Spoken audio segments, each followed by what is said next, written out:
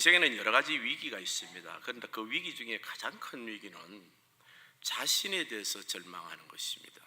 어떤 문제가 생겼는데 이 문제가 누가 봐도, 내가 봐도 또 객관적으로 봐도 내 때문에 생긴 일인 거예요. 그래서 내 때문에 사랑하는 가족이나 주변 사람이 엄청나게 고통을 받고 있습니다.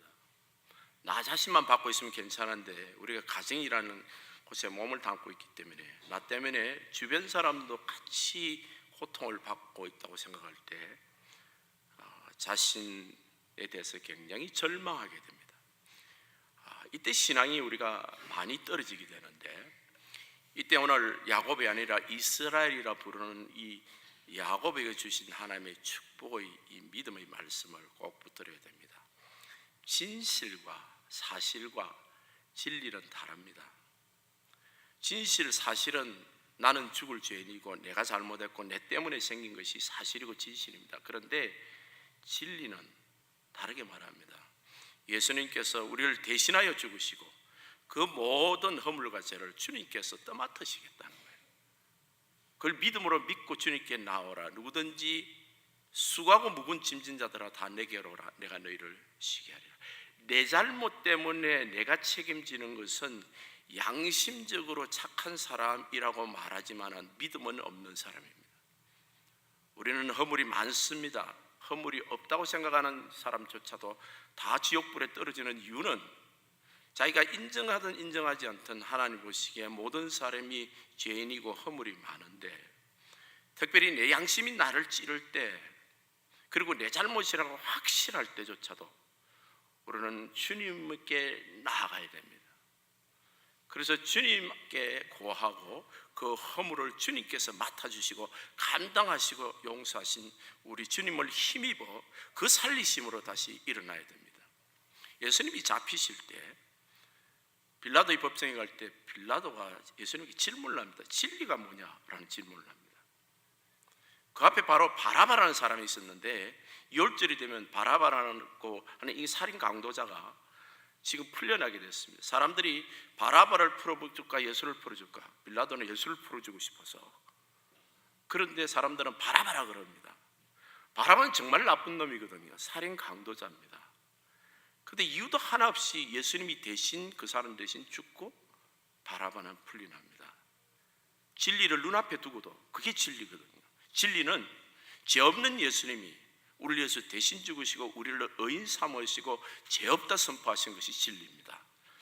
빌라도는 아마 로마 황궁에서 만든 법대 출신일 거고 거기서도 아주 뛰어난 성적이었으니까 총독은 지방의 왕과 같은 위치입니다. 대단히 출세했던 사람인데 진리가 뭔지를 모르는 것입니다. 우리가 이 세상에 살면서 하나님의 백성들이 진리를 아는 사람이라고 말하고 선포하는 사람들입니다. 그렇다면 진리를 아는 사람답게 살아야 돼요. 예수님이 내게 주신 이름을 기억하고 예수님이 내게 선포하신 진리의 말씀을 믿고 그 말씀 때문에 붙들고 일어서는 사람, 너희는 그리스도의 향기요 그리스도의 편지요 빛과 소금이고 왕같은 제사장이다.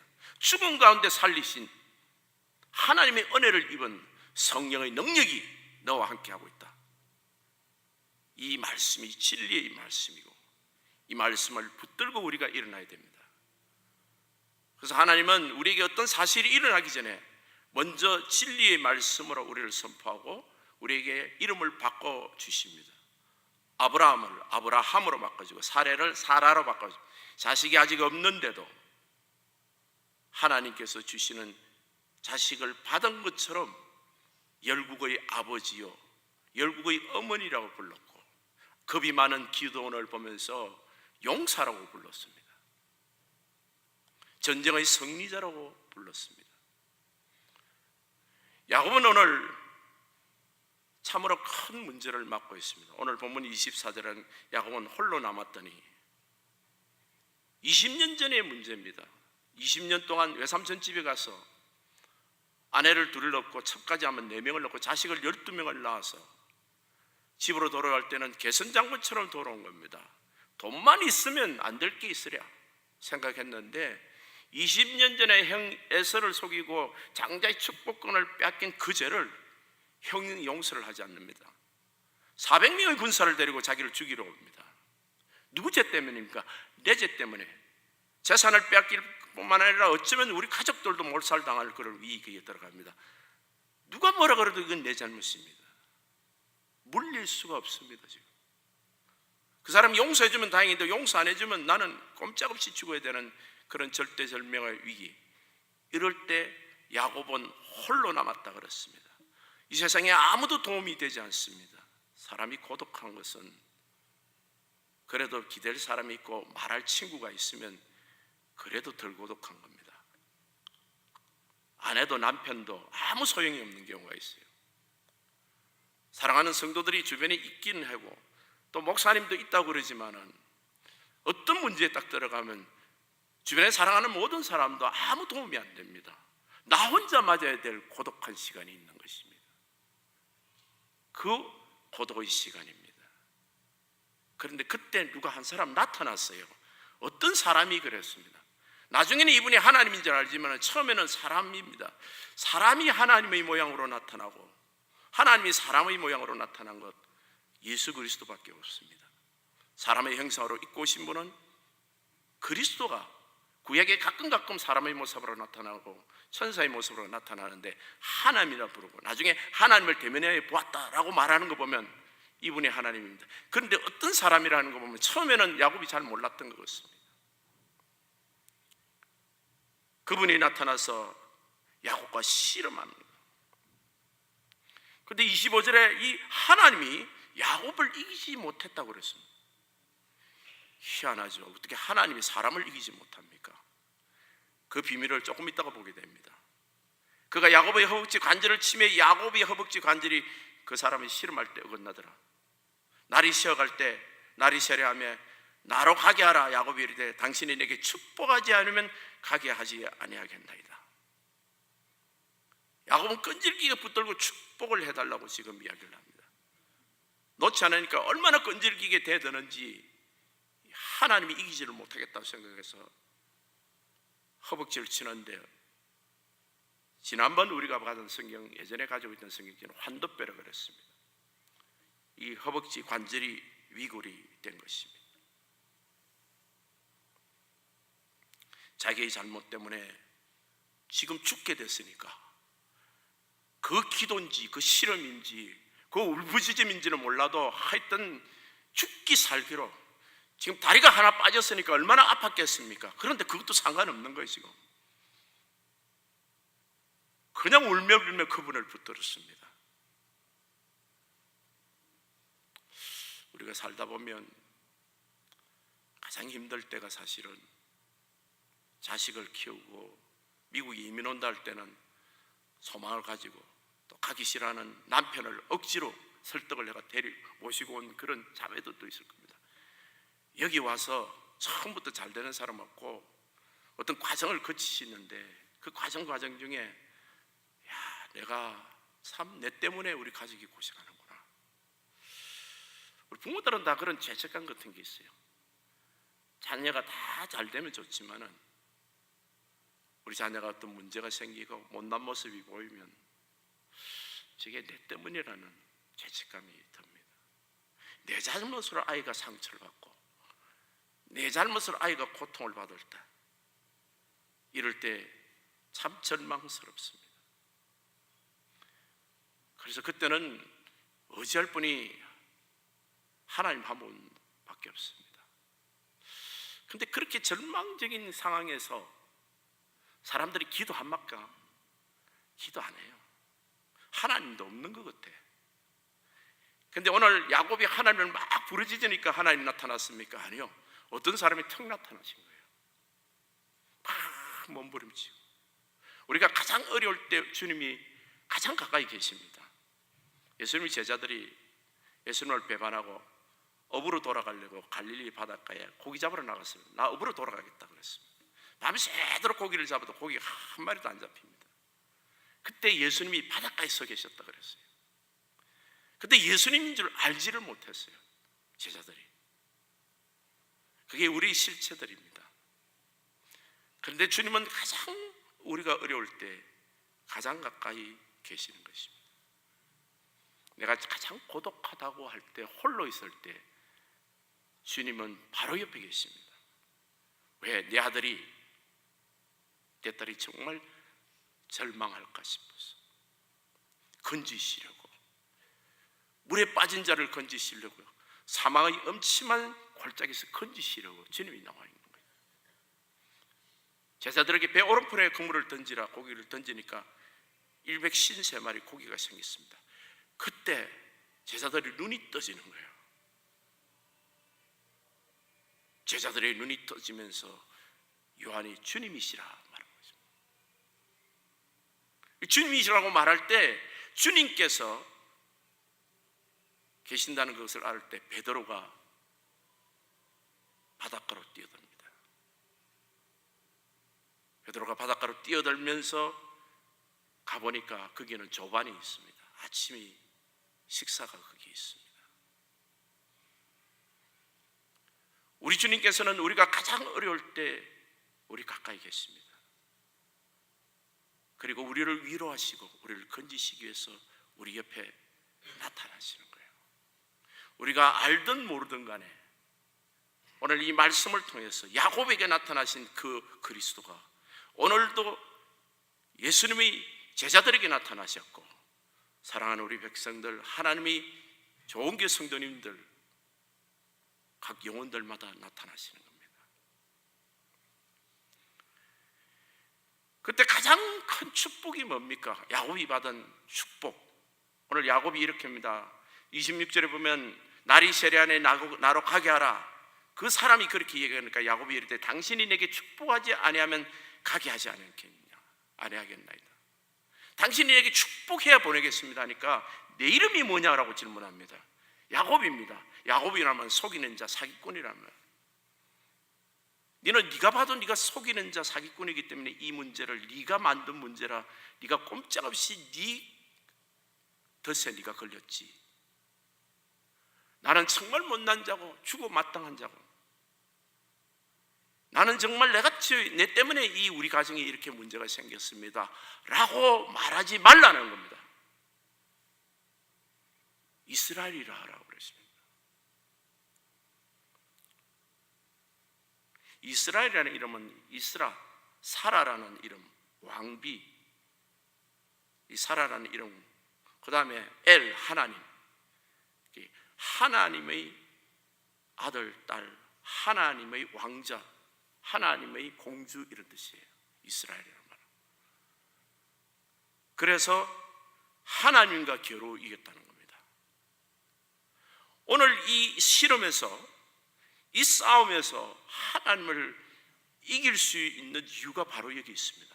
하나님의 아들이요 하나님의 딸이기 때문에, 하나님과 사랑과 겨루어 이를 이긴 이유를 우리가 알게 되는 것입니다. 아들과 씨름 내기를 합니다. 요즘은 그런 걸 하는지 모르겠는데, 우리 어릴 때 아이들 키울 때는 특별히 아들들하고는 이렇게 아버지하고 한판 붙자 이러고 씨름하고 내기를 하는 거예요. 세 판, 3세판. 그래서 아빠가 이기면 아들이 아빠 얼굴에 뽀뽀 10번 해주기. 그리고 아들이 만약 이기면 어떡하냐, 그날따라 맥도날드나 아이스크림 사주고 그 다음에 영화도 보여주는 거예요. 큰 약속입니다. 3세판이다. 한 번만 네가 이기면 내가 아이스크림도 사주고 영화도 보게. 아들이 신이 났습니다. 그래가지고 막 힘을 쓰면 이길 수 있습니까? 아버지가 들어서 그냥 이불에 그냥 거꾸로 박죠. 그냥 첫 번 쳤어요. 아들이 뽀뽀 10번 해줬습니다. 아들이 얼굴이 약간 찌그러집니다. 이제 두 번밖에 안 남았거든요. 두 번째도 막 이리 힘쓴 놈을 다리를 덜렁덜렁 같이, 응? 두 번째도 아버지가 이겼어요. 뽀뽀 10번 해주는데 이제 세 번째 딱 붙는데 아들이 거의 울상이야. 이제 막 울면서 그냥 대답니다. 세 번째도 이놈의 자식을 잡아가지고 이불에 집어 던진 사람은 애비가 아니죠.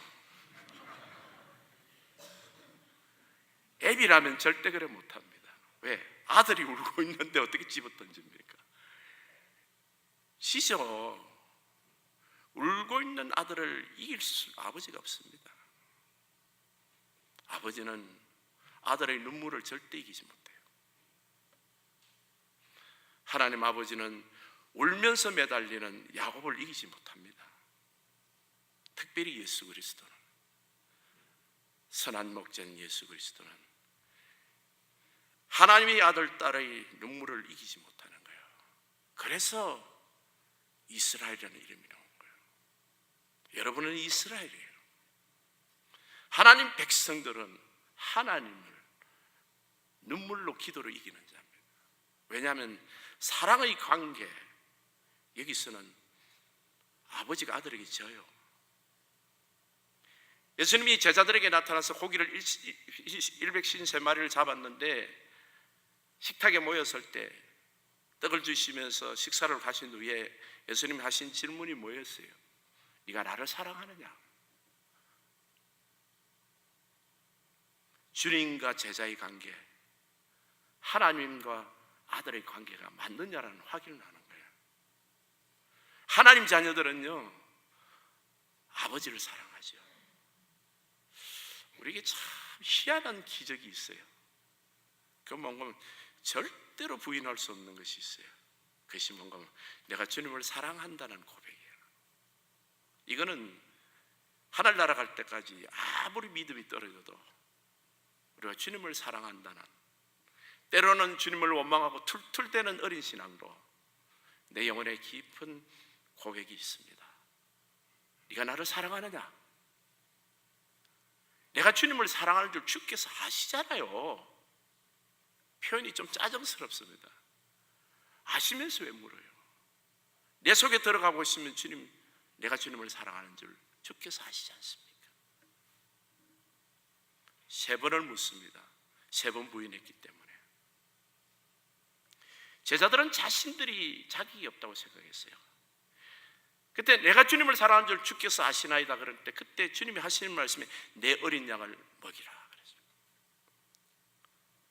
엄마 아빠가 미국에 아이들 공부한다고 데리고 와갖고 애들 고생이나 시키고 공부방 제대로 하나 못 주고 공부하는 것도 학교 생활도 제대로 챙기지 못하는 그런 엄마 아빠의 삶이 있을 수가 있습니다. 너무 미안해요. 한국에 있었으면 그래도 괜찮았을 때 하는 생각을 할 수가 있습니다. 내가 무슨 엄마 아빠의 자격이 있나?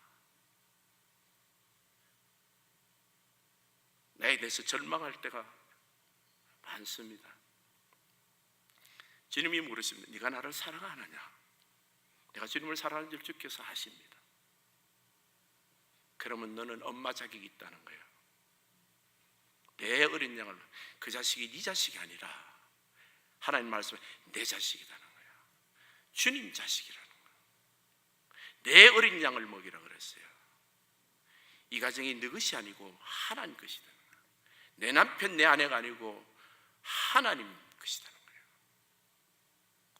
주님이 주신 거예요. 내 어린 양을 먹이라. 제자들은 하나같이 예수님을 배신하고 돌아간 배신자의 그늘이 있습니다. 사람이 상처라는 것은 한번 저질러 놓고 용서는 받아도 내가 배신했던 그분을 만나면 부담되는 거예요. 그분만 보면 내가 그 얼굴이 떠오르는 거예요. 주님만 보면 내가 저분 앞에서 3번이나 부인하고 다 주랭랑 치던 자신의 모습이 너무 부끄러운 거예요. 말할 기회가 없는 것 같아. 배신자의 그늘이 있습니다. 주님을 사랑했던 만큼, 양심이 고운 만큼 내가 잘못한 그 기억을 갖고 있는 거예요. 자녀를 볼 때마다, 내 사랑하는 사람을 볼 때마다 내가 그걸 생각하게 되는 거죠. 요한복음 21장 18절에는 주님께서 베드로를 이렇게 축복합니다. 이 베드로를 축복하는 말씀은 제자들에게도 다 임했어요. 요한복음 21장 18절, 내가 진실로 진실로 내게 이르노니 내가 젊어서는 스스로 띠띠우고 원하는 곳으로 다나거냐, 늙어서는 내 발을 벌리리니 남이 내게 띠띠우고 원하지 아니하는 곳으로 데려가리라. 제자들은 예수님을 잡히시는 밤에 부인하고 도망하고 사흘 만에 부활했어도 이 그늘에서 벗어날 수 없었습니다. 배신자라는 그늘에서. 그런데 베드로에게 이렇게 말합니다. 네가 젊었을 때는 하나님 사역을 할 거지만 마지막에 너는 순교자 될 것이다. 근데 이 말씀이 거기 있는 7 제자들 중에 요한은, 사도 요한도 사실은 순교자 될 뻔하다가 기름에 넣어도 죽지 않고 해서 살았다는 말이죠. 다 순교자적인 삶을 살았어요. 그 6명은 전부 다 순교했습니다. 우리 하나님은 내가 하는 나를 보다도 더 잘하시는 거예요. 내가 하는 나는 진리가 아닙니다. 사실만 말하는 것도 있고, 나는 나를 몰라요. 제대로 모르는 겁니다. 우리 주님이 부르시는 그 이름이 진짜예요.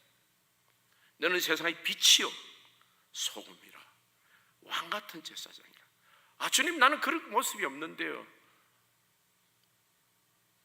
그건 내가 느끼는, 내가 평가하는 나 자신이에요. 근데 주님은 우리를 그렇게 부르지 않습니다. 내가 생명으로 산 존귀한 자녀요. 마태는 도둑이었어요. 돈통을 들고 있는 세리를 세간에 데리고 와서 떠오면서 너는 하나님 사도다 그럽니다. 왜? 주님은 우리를 아시니까요. 삭개오는 난쟁이고 도둑장이었어요. 세리장이었어요. 사람들은 그를 도둑이고 악인이라고 불렀습니다. 예수님께서 그 집에 들어가서 너는 아브라함의 자손이다, 하나님의 자녀다, 하나님의 구원이 이 집에 이르렀다. 사람들은 막달라 마리아를 창기라고 불렀습니다. 창기였으니까요. 사실이었어요. 주님께 가장 귀한 향기로 발을 씻겨드리고, 그는 주님을 지극히 사랑하고 부활의 첫 아침에 가장 먼저 주님을, 부활하신 주님을 만나는 영광을 누린 자입니다. 우리는 내가 나를 몰라요. 우리가 가장 믿음으로 일어서야 될 때는, 내가 칭찬받고 요즘 뭔가 될 때 말이죠. 그때가 아니에요. 그때는 뭐 사람들도 많고요, 다 되는 것 같고 확신이 있는 것 같아요. 근데 우리가 가장 일어서야 될 때는 내 주변에 아무도 없을 때예요. 나가 봐도 내가 실망스러울 때, 그때 주님은 말씀하십니다. 네가 내 아들이다. 네가 나를 사랑하느냐? 내가 주를 사랑하는 줄 주께서 아시나요? 그러면 너는 아버지 자격이 있다. 너 엄마 자격이 있어. 너 목자 자격이 있다. 너 집사 자격이 있어. 우리 주님 앞에 가면요, 누구든지 주의 이름을 부르는 자는 구원을 얻습니다.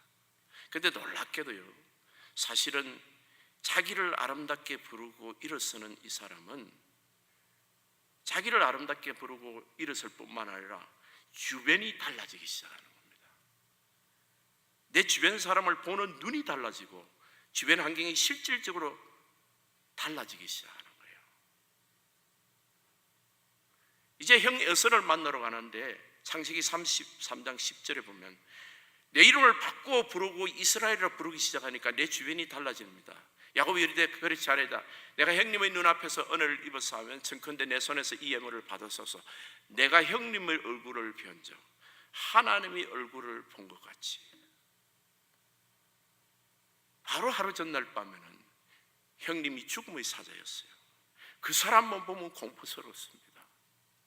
저 사람만 보면 내가 절망할 사람이었어요. 우리 삶에 있어서 어떤 사람을 볼 때 나의 끔찍한 실패를 기억하게 하는 사람인 것처럼 보이는 그런 사람이 우리 가족 중에 있을 수가 있는데, 내가 주님께서 주시는 이름으로 나를 부르니까 그 아이를 천사처럼 보게 되는 거예요. 예수님의 얼굴처럼 보이더라는 거죠. 형님의 얼굴을 보니 주님의, 하나님의 얼굴을 본 것 같습니다. 하나님 백성들이 참으로 귀하게 여기죠. 사람이 열등감이 많으면 교만합니다. 교만하고 뻣뻣하고 말 이상하게 하고 튀는 사람은 열등감이 많아서 그래요. 교만과 열등감은 똑같이 갑니다. 그리고 이런 사람은 다른 사람을 비판해요. 사물을 바르게 보지는 않습니다. 왜? 자기가 자기 자신을 보는 모습이 더러우니까, 열등하고 교만하니까 모두 바깥 사람 탓을 하는 거예요. 그리고 모든 사람을 뒷담화하고 이상한 말을 하게 되는 것입니다. 우리 모두는 그렇게 사실은 태어난지 모릅니다. 상처투성이에요. 하나님 주시는 아름다운 이름을 가진 자, 하나님 부르시는 야곱이 아니라 이스라엘이라는 이름을 부르는 사람은 내 형제들이 예수처럼 보이고 아름다운 하나님의 형상을 가진 것이 보이는 것입니다. 내 눈을 뜨게 하소서, 내 심령의 눈이 열리게 하소서. 이 분열에 야곱이 다리는 육신적으로는 불구가 됐어도 하나님께서 그 영혼에 햇살이 비치는 겁니다.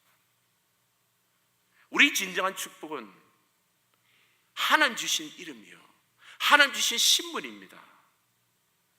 영원히 멸망치 않고 어떤 사망 가운데서도 일어서는 영원한 나의 생명줄은 하나님이 주신, 나에게 주신 구원의 이름이에요. 작은 예수도 하나는 너는 하나님의 영광스러움을 나타낼 하나님이 인도하는 하나님의 일꾼이다 라는 부르심입니다. 사랑하는 성도 여러분, 세상에 어떤 환난을 만나고 주변이 나 자신조차도 나를 멸시하고 절망스럽게 만들 때 그 홀로 된 기간 동안에 우리는 주님으로 인하여 다시 한번 일어서고 주님이 내게 불러주신 그 이름을 붙들고 일어서시는 우리 성도님 되시기를 예수님 이름으로 축복합니다.